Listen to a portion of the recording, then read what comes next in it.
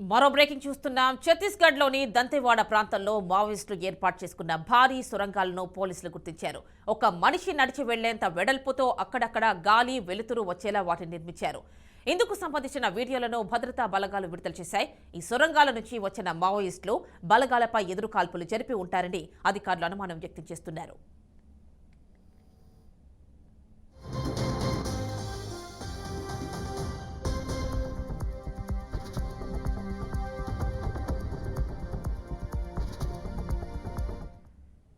ఛత్తీస్గఢ్లోని దంతెవాడ ప్రాంతంలో మావోయిస్టులు ఏర్పాటు చేసుకున్న భారీ సొరంగాలను పోలీసులు గుర్తించారు.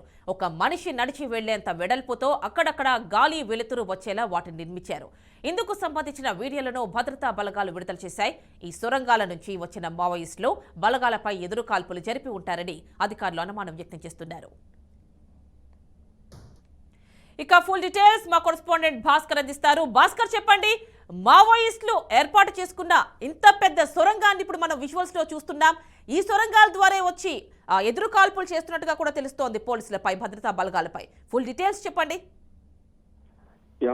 నిన్న జరిగిన ఛత్తీస్గఢ్ దండవాడలో జరిగినట్టు మావోయిస్టులకు పోలీసులకు ఎదురు కాల్పులు జరిగిన నేపథ్యంలో మావోయిస్టులు ముగ్గురు మృతి చెందితే పోలీసు బలగాలు ప్రకటించిన పరిస్థితి. అందులో నిన్న జరిగిన ఎదురు కాల్పుల్లో భాగంగా ఈ రోజు పోలీసు బలగాలు ఛత్తీస్గఢ్ రాష్ట్రం దంతెవాడ టెక్కలిగూడెంలో కుమింగ్ నిర్వహిస్తున్న నేపథ్యంలో వారు పెద్దగా ఆ బంకర్ గుర్తించడం తెలుస్తుంది పోలీసులు. మావోయిస్టులకు ఆ యాక్టివిటీస్ ఏదో మావోయిస్టులకు మావోయిస్టులు ఎదురుకాల్పులు జరిపేటప్పుడు దాంట్లో ఉండడం కోసం కావచ్చు, నివాసం కోసం వాళ్ళు పెద్ద సొరంగాన్ని ఏర్పాటు చేసుకుని సొరంగ మార్గం నుంచి వాళ్ళ యాక్టివిటీస్ నడిపిస్తున్న పరిస్థితుంది. ఆ నేపథ్యంలో మొత్తం కిలోమీటర్ల మేర సొరంగం దోపుకున్నారు. సొరంగం మధ్యలో అక్కడక్కడ వెలుతురు, గాలి వెలుతురు, స్వచ్ఛంగా వాతావరణం వచ్చే విధంగా అక్కడ ఓపెన్ చేసిన పరిస్థితి. నిన్న ఓపెన్ చేసినటువంటి సొరంగ మార్గం బంకర్ అయితే ఉందో కిలోమీటర్ దూరంలో బంకర్ ని పోలీసులు బలగాలు గుర్తించిన పరిస్థితి. ఆ నేపథ్యంలో ఒక విజువల్స్ కూడా బయటపెట్టడం జరిగింది పోలీసులు అయితే.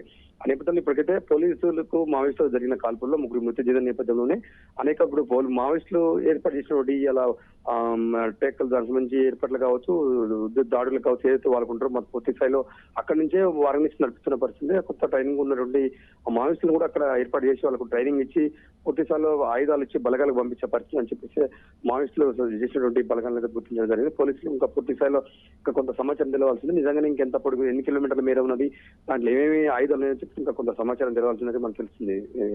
Right Bhaskar, thank you.